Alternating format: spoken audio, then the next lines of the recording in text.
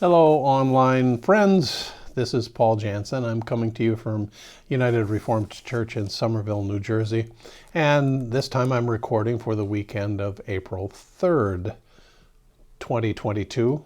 We are up to now the fifth Sunday in the season of Lent, continuing our Lent of Things. And so this week, the thing that we're thinking about is oil. For that reason, we turn to this story from the Gospel according to Matthew, from the 25th chapter, beginning at the first verse. The kingdom of heaven will be like 10 virgins who took their lamps and went to meet the bridegroom. 5 of them were foolish, 5 of them were wise. For when the foolish took their lamps, they took no oil with them. But the wise took flasks of oil with their lamps. As the bridegroom was delayed, they all became drowsy and fell asleep. But at midnight there was a cry, "Here's the bridegroom! Come out to greet him!" And then all those virgins rose and trimmed their lamps, and the foolish said to the wise, "Give us some of your oil, for our lamps are going out." But the wise answered, "Since there won't be enough for us and for you, go rather to the dealers and buy for yourselves." And while they were going to buy, the bridegroom came, and those who were ready went in with him to the marriage feast. And the door was shut. Afterward, the other virgins came also, saying, "Lord, Lord, open to us." But he answered, "Truly I say to you, I do not know you. Watch, therefore, for you know neither the day nor the hour."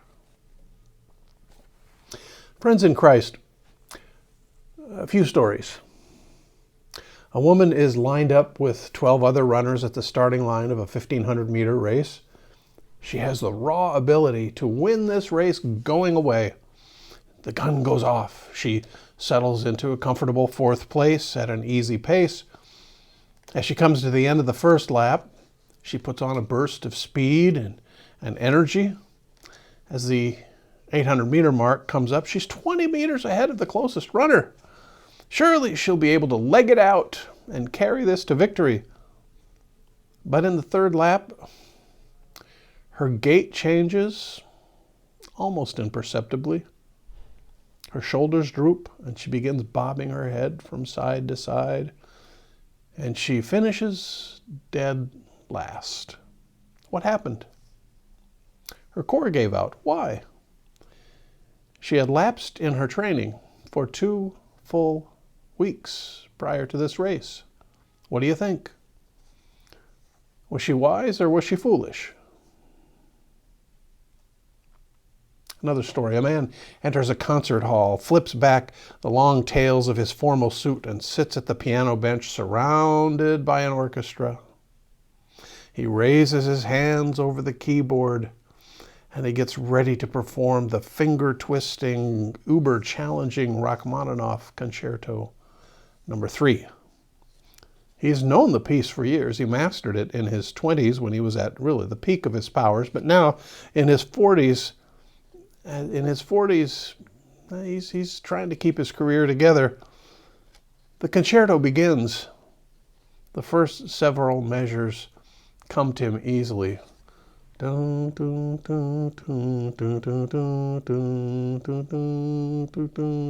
Something like that. Simple melody, carried in parallel octaves. But then the challenging parts begin. He fumbles his way through an arpeggio or two and then begins to sweat. This piece is over 40 minutes long, and it's notorious for being one of the most difficult pieces to master. He knows he will not make it. He slams down the cover of the keyboard and walks off. He had counted on his muscle memory to make it through for him, but it wasn't there. His muscles had forgotten. Was this man wise or foolish? Another story, a young couple just loves the look of flowers on their front yard. They were newly married when they bought their house, and it was They were in their 30s, and it was spring, so the tulips were coming up, and all summer long they watched as one flower after another made its way through the yard. How beautiful it was. They admired their front yard almost as much as the neighbors did, and all they had to do was just water it occasionally. The only other thing, well, the lawn, the grass needed mowing as well. They made it through that marvelous summer, and then came autumn and winter and the next spring, and some of the flowers came up, not all of them, but the perennials came up anyway, and that's all that came up. But they kept watering them, and they looked okay. Mostly. Some of them were kind of puny. And they mowed the lawn, and that's about it. Eventually, as year went on to year, the grass clippings turned into grass, and they overgrew every patch of where the flowers had once shown their sunny faces. The flower beds had gone to seed. 6 years later, every time they sit at table, they lament about how beautiful the flowers used to be when they moved in. Well, what do you think? Are these folks wise or foolish? Now, one last one. From the time his little girl was only 3, a daddy promised her that she could have any kind of wedding she wanted. Now, when came time for the wedding, years later, she knew that her family wasn't particularly well off, so she trimmed back her expectations rather significantly. Still, even a modest wedding can't be done for pennies, so when Dad asked her, roughly what the bill would be, she said, I did everything I could, Dad, and I kept it just under $7,000. Dad sighed. I'm afraid I don't have it, kiddo. I never saved up. No. Now, the girl still loved her dad, but something changed that day. She lost a little some kind of something or other towards her father. Had he been wise, or had he been foolish? The story of the 10 young women and the oil in their lamps is a story of wisdom and folly. 5 were wise, 5 were foolish, 5 were ready when the critical time came, when the bridegroom arrived. 5 were not only not ready, they were absent altogether. What was Jesus saying? It's not always easy to tell in these things, is it? Sometimes even a parable, which, I don't know if you were taught this, but I was always taught that a parable was an earthly story with a heavenly meaning. Sometimes even Jesus' parables just seem to be earthly stories with earthly meanings. That's where we start with this one. And it goes something like this. When it's not go time in your life, when things are kind of ordinary, pedestrian, day-to-day, humdrum, when that's the way things are, you need to be doing the things that will get you ready for go time. And saving up, practicing, developing your core, packing extra oil. The earthly meaning is as plain as day. Be ready for go time. And remember, tomorrow is made of today. Tomorrow is made out of today. Now, the scary bit that Matthew introduces into the story is a 5-word phrase that doesn't show up when Luke tells the same story. Here's what Matthew says after the groom has arrived and the 5 wise young women with their lamps go in with him. This is what Matthew says. And the door was shut. And the door was shut. This is what fellow preacher Debbie Thomas says. She says, windows close, chances fade, time runs out. We know this.